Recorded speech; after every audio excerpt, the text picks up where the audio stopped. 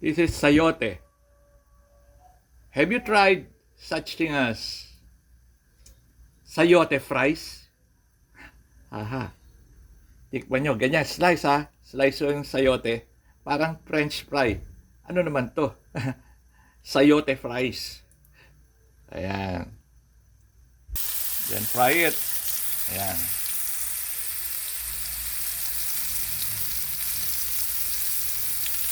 Fry. Ganyan.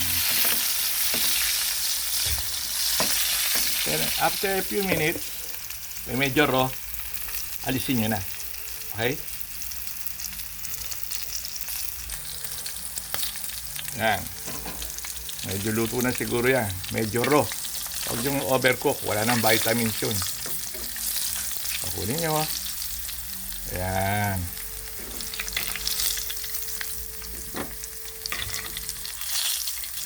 Sa ko natutunan to sa isang bisita ng mga pinsan ko. Sa isang reunion namin. Taga Burma siya eh.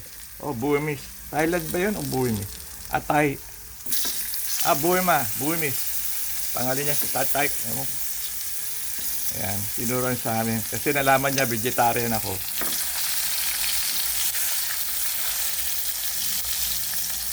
Ito, ayan. Then siguro, lagyan nyo ng toyo o gusto nyo, kung ano man sausawan nyo, lagyan nyo ng toyo, ganyan. O, ayan. Ayos na yan.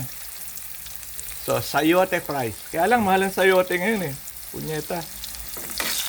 Mura lang dati ito. Pero this is rich in vitamins ha. In minerals. Kaya sayote, alam mo, na-introduce to naman dun sa Mexico Acapulco trade. Galing sa Mexico.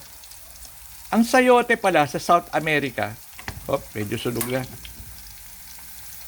Kinakain pala hilaw. Prutas palang sayote doon. Tikman nga natin. Siguro maganda gawin juice, no? Dati may juicer ako. Oo. Magandang juice to. Rich in vitamins to. Tsaka mga phytochemicals. Sabi ko nila, panglaban sa mga sakit. O ano? So, meron kayo natutunan ha. O, hindi nyo makikita sa libro yung sinabi ko. Kaya, kung hindi mo panoorin, hindi mo ipasa, lugi ka. Yung taong nakikinig, umaasenso. Yung taong sarado utak, mamatay sarado utak. Dahil mayayabang yan, di na. Katulad yung mga matitigas sa ulo, kain ng karne.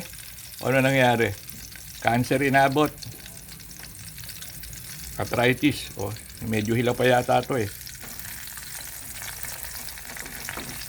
So yan. Pag mura ng sayote, mo kayo bumili. So yan, ay natutunan na. Ano tawag? Sayote fries. Simple. Piniritong sayote. Saan galing ang sayote? Sa South America. Paano nila kinakain ito? Hilaw. Prutas ang sayote sa kanila. Okay? Kaya malulusog sila mga India noon. Mga Espanyol. Puro karne-karne. Ayun. Namatay. Puro alta presyon. So you get what you deserve, right?